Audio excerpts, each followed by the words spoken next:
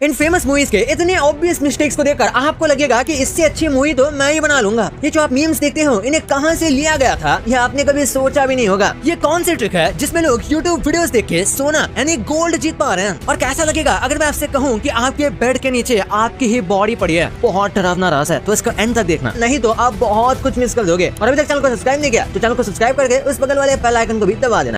इस वीडियो को देखो, ये शाहरुख खान की पुरानी मूवी यस बॉस का सीन है जो 1997 में आई थी, जिसमें शाहरुख खान एक घर के सामने डांस कर रहे हैं। पर अगर आप ध्यान से देखोगे तो ये घर और कोई नहीं बल्कि मन्नत है। हाँ, वही घर जो कि 2001 में शाहरुख खान ने खरीद लिया था बहुत ही ज्यादा पैसे कमाने के बाद। आप देख सकते हो कि ये फिल्म में कितना ज्यादा आइकॉनिक सीन कैप्चर किया है। तब उन्होंने सोचा भी नहीं होगा कि यही घर एक आपने मूवीज में कई बार देखा होगा कि बच्चों की अदला बदली हो जाती है, यानी कि बच्चे जब पैदा होते हैं तब डॉक्टर्स की गलती से बच्चे गलत पेरेंट्स को दे देते हैं और हमें लगता है कि भाई ये तो बस एक मजाक होता है या फिर स्टोरी लाइन के लिए किया जाता है और ये रियल में थोड़ी होता होगा। लेकिन average daily 12 new borns doctors गलती से गलत पेरेंट्स को दे देते हैं। ऐसा खासकर बहुत सारा बड़े हॉस्पिटल्स में होता है जो कि स्पेशली प्रेगनेंसी के लिए पॉपुलर हो, क्योंकि इतने सारे बच्चों का डेटा रखने में कई बार गलतियां हो जाती हैं। लेकिन मूवी में जैसा होता है वैसा नहीं होता। अक्सर ये चीज पता चल जाती है और तुरंत अपनी गलतियों को सुधार लिया।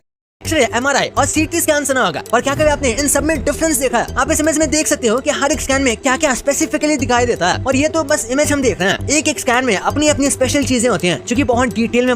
अगर किसी पर्सन की बात करें जो कि ऑथेंटिकली रजिस्टर्ड है ओल्ड एज रहने के लिए, तो वो है फ्रांस में रहने वाली फ्रेंच वुमन जेना लुई क्लेमेंट, जो कि 122 साल तक अलाइव थी और फिर जाके 1997 में इनकी डेथ हुई। ये ओल्डेस्ट रजिस्टर्ड पर्सन है पूरी दुनिया में और अब तक कोई इनका रिकॉर्ड नहीं तोड़ सका है। पर आप ट्राई, इस बंदे ने YouTube से गोल्ड जीत लिया। ये कीनिया का गोल्ड मेडलिस्ट है, इसका नाम है जूलियस येगो। और इन्होंने जब जैवलिन सीखना शुरू किया था तो ये सारे YouTube से ही सीखते थे। ये YouTube पर हर एक चीज सर्च करते थे कि कैसे ये कर सकते हैं और इसके बाद बेसिक से लेकर ऑलमोस्ट थोड़ी बहुत एडवांस ट्रेनिंग तक इन्होंने YouTube पर वीडियो देखकर खुद को ही जैवलिन तो फेंकना सिखाया और उसके लिए बहुत ज्यादा मेहनत की, जिसके बाद इन्हें प्रोफेशनल ट्रेनिंग मिली और उसके बाद ये एकदम प्रोफेशनली जैवलिन सीखने लगे। और गोल्ड फिश का प्लूरल फिशेस है, ये बात हम जानते हैं। एक से ज्यादा फिशेस होते हैं तो हम उसे फिशेस कहते हैं, पर इसमें थोड़ा सा ट्विस्ट है। अगर फिश सेम स्पीसीज के हैं तो चाहे कितने भी फिशेस क्यों ना हो उसे फिश ही कहा जाएगा। हाँ, आपने बिल्कुल सही सुना। फिशेस जो प्लूरल वर्ड है उसे तभी यूज किया जाता है जब अलग अलग स्पीसीज की बहुत सारी फिश एक साथ आई हो, तभी आप फिशेस कह सकते हो, वरना ये नॉर्मल फिश ही होता है, चाहे हजारों फिश हो चाहे एक।